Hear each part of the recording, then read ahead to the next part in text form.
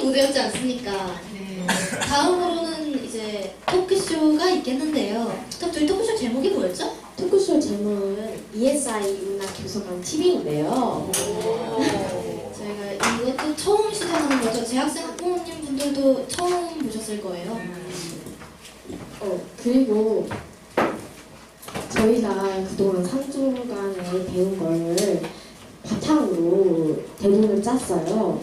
그래서 잘 들어주시길 바라고요.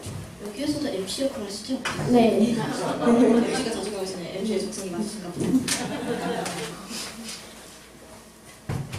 네. MC가 너무 이뻐요. 저 예쁘죠? 예뻐요.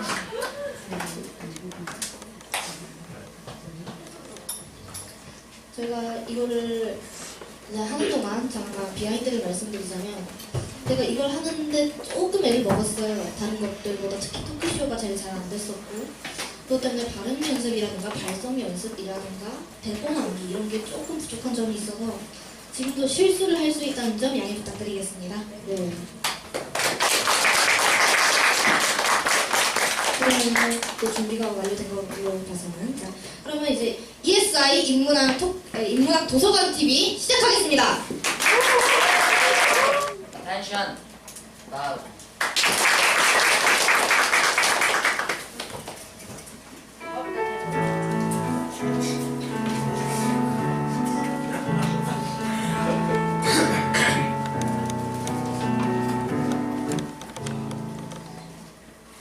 Hello everyone. ESI 인문학도서관 TV에 오신 것을 환영합니다. 저는 이번 사회를 맡게 된 이정호이고요.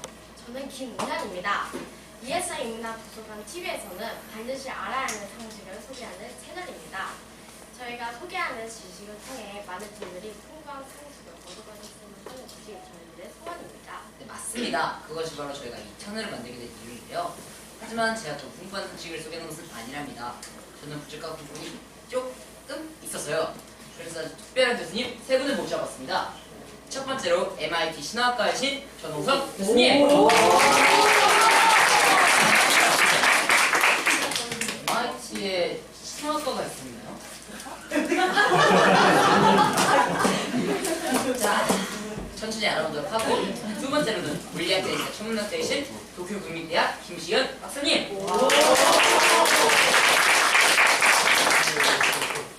김시현 박사님이 언제부터 일본어를 하셨는지 궁금합니다. 자, 마지막으로 역사 학자이시자 특히 전쟁사의 대가이신 이선엽 박사님이십니다.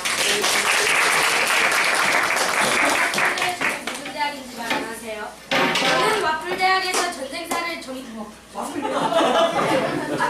전공한 이선엽 수석 교수예요.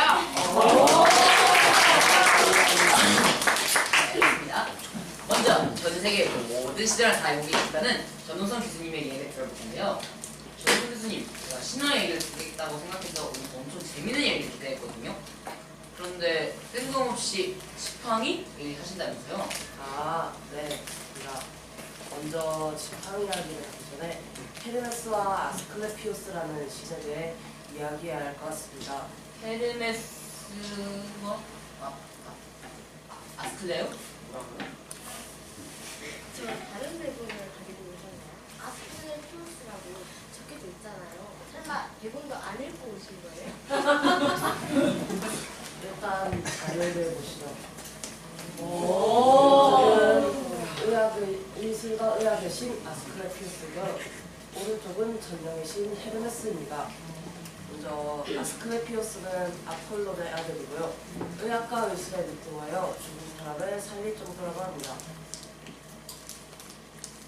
그래서 그리스의 가장 기상적인 의사죠. 그리고 헤르메스는 거짓말과 교활함을 주관하는 신인데 주로 신의 뜻을 인간에게 전하는 전령 역할을 하는 신입니다. 그리스 신화에 등장하는 반인 반마 종족인 켄터로 종족의 하나인 헤이론에게 의술을 배웠어요. 헤이론은 그리스 신화에 등장하는 숱한 영웅들을 가진 스승이죠. 박사님, 제가 잘 몰라서 그러는데 혹시 켄타우스 종족이 어디가 사람이고 어디가 말이에요? 켄타우로스 종족은 상체가 말이고 하체가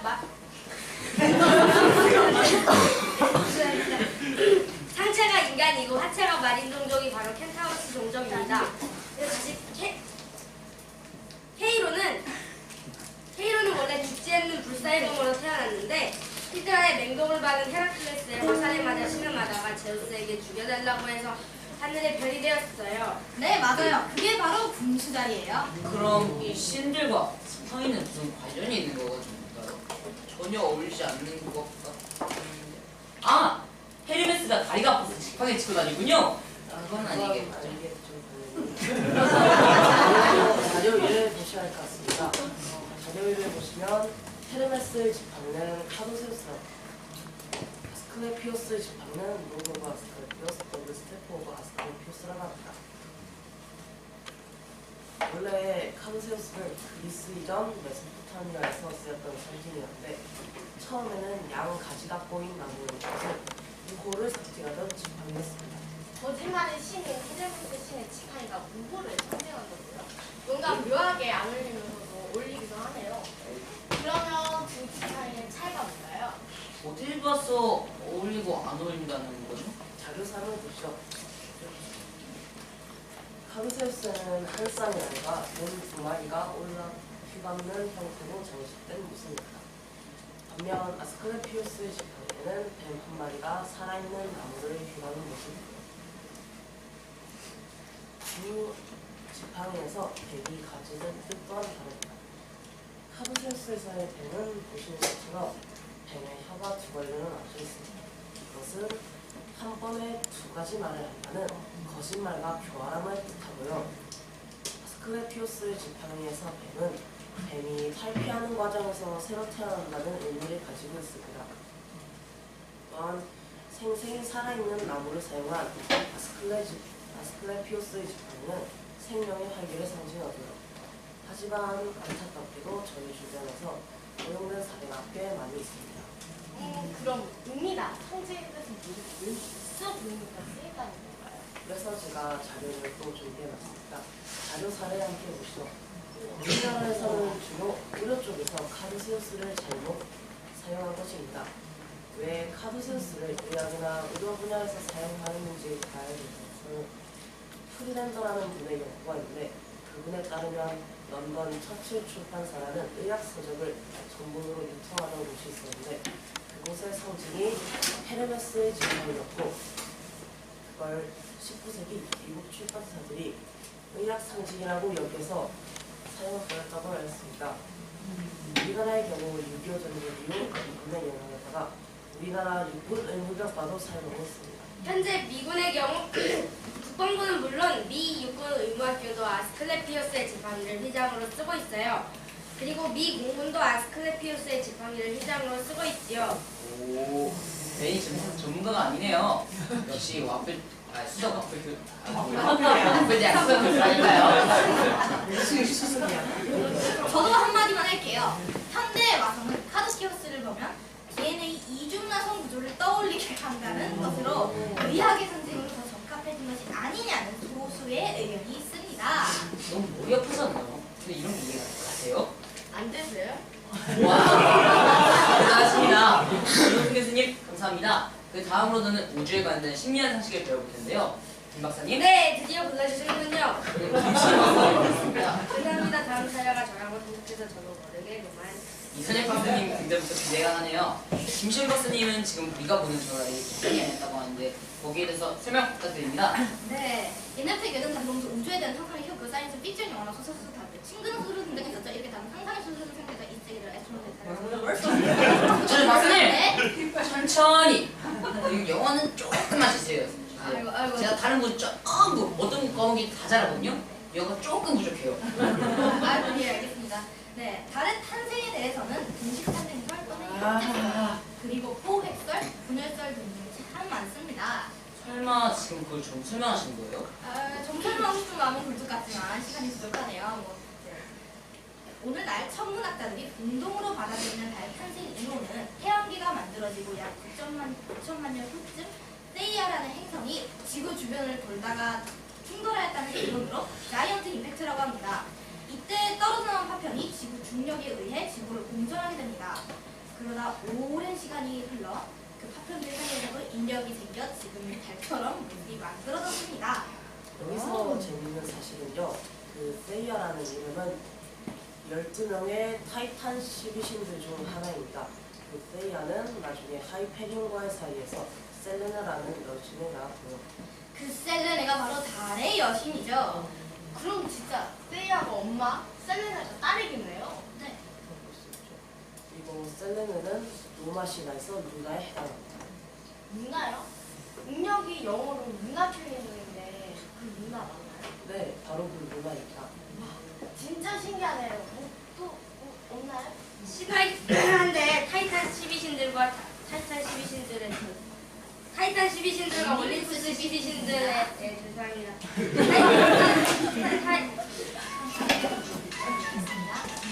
타이탄 12신들과 올림푸스 12신들의 전쟁인 티타노마키아에서 하이페리온은 타이탄 신임에도 불구하고 제우스 편에 들었어요.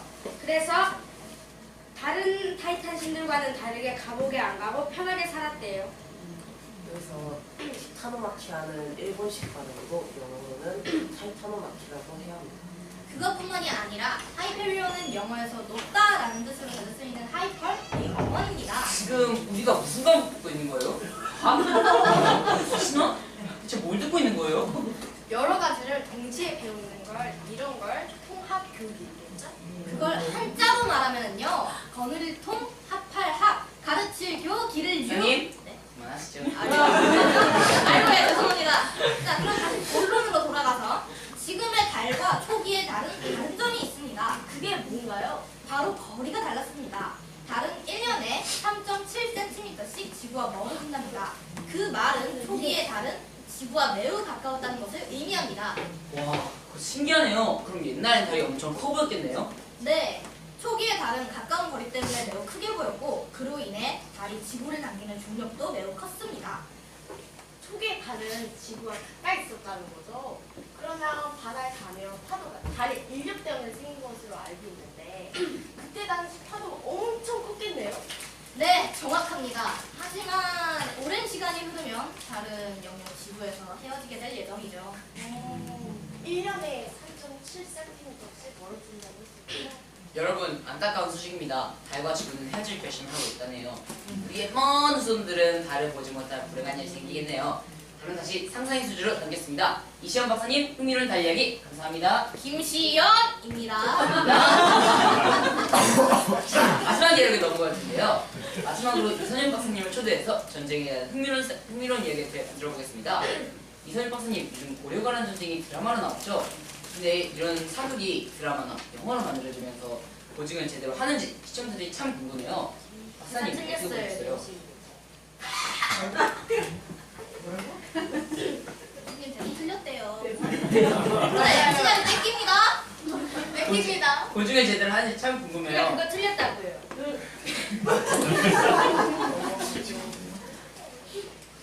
너무 많으시죠? 다음 MC 자리가 두렵지 않으세요? 제가 할게요. 보증을 제대로 하는지 참 관심이 대본을 많아요. 보라고요. 박사님은 어떻게 보셨어요? 안 봤습니다. 네? 농담입니다. 잠깐 봤어요.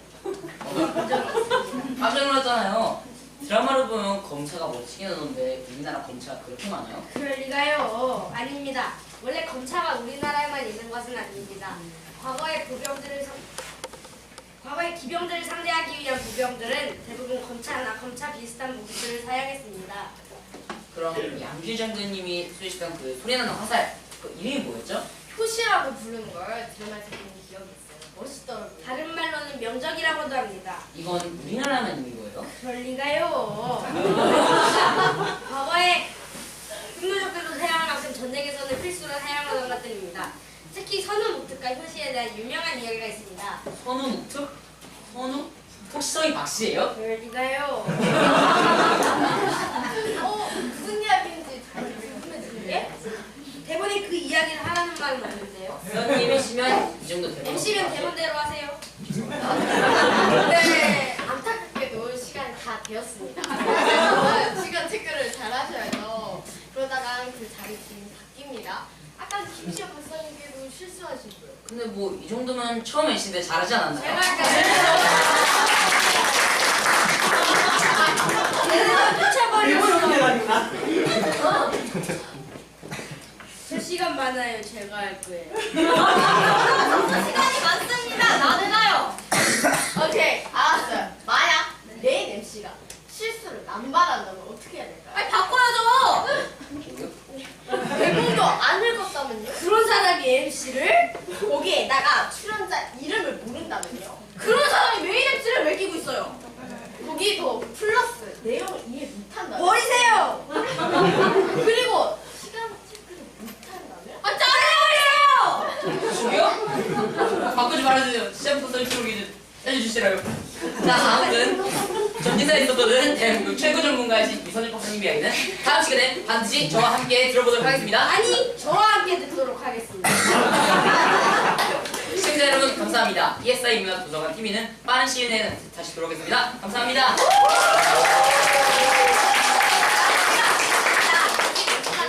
다음 시간에도 꼭 시청해 주시길 바랍니다.